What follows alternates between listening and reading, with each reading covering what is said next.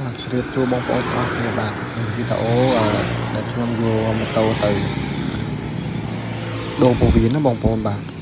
ម៉ូតូវាធ្លាយក៏ប៉ុន្តែ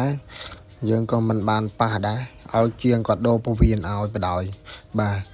នេះទៅដល់កន្លែងជាងហើយបាទនេះនៅផ្លូវទៅបណ្ណនយើងហ្នឹងទៅប្រាសាទបណ្ណនហ្នឹងគឺជីតាមផ្លូវហ្នឹងឯងបាទខ្ញុំនៅចិត្តខ្លោងទ្វារវត្តឈេទៀលហ្នឹងឯងបាទហ្នឹងហើយពេលហ្នឹងជាងកំពុងតែហូបបាយតែក៏ចាំគាត់មកផ្លេតទៅក៏ថតលេងទៅណាបាទហ្នឹងហើយនេះគាត់មកហើយបាទហូបបាយរួចហើយបាទនេះគាត់កំពុងកោះដើម្បីដូរពោះវៀនចេញហ្នឹងបាទហ្នឹងហើយបងប្អូនទស្សនាចាស់បាទនេះហើយ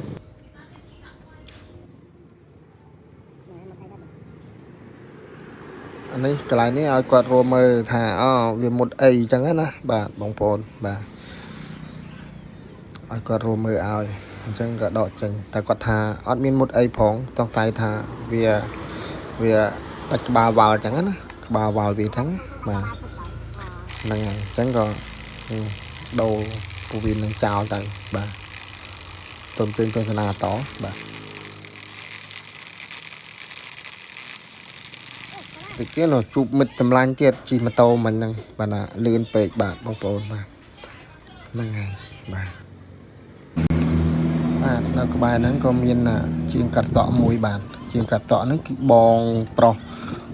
បងជាងម៉ូតូហ្នឹងដែរហើយខាងផ្លូវខាងនោះក៏មានជាងមួយដែរបាទជាងកាត់តក់ដែរដូចគ្នាបាទហ្នឹងហើយនេះគាត់ដាក់ពោះវៀនចូលហើយពោះវៀនថ្មីចូលហើយណាបងប្អូនបាទគាត់ដាក់ចូលហើយទុំចេញមើលទៅ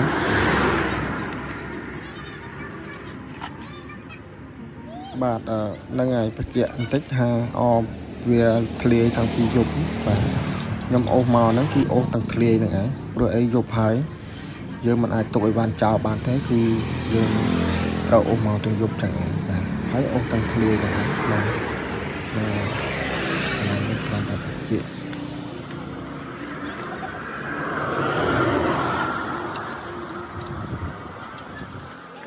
ហើយក៏នៅម្ខាងផ្លូវហ្នឹងក៏មានជាងម៉ូតូមួយទៀតដែរបងប្អូនបាទមានជាងម៉ូតូមួយទៀតប៉ុន្តែខ្ញុំបានទៅហ្នឹងខ្ញុំមកខាងគាត់ហ្នឹងវិញណាបាទជើឆ្លងផ្លូវទៅបាទបងប្អូនបាទក៏រួចរាល់ហើយបងប្អូនបាទក៏ដាក់ចូលទៅអស់ហើយក៏កោះបញ្ចូលតបកបញ្ចូលវិញដែរបាទហ្នឹង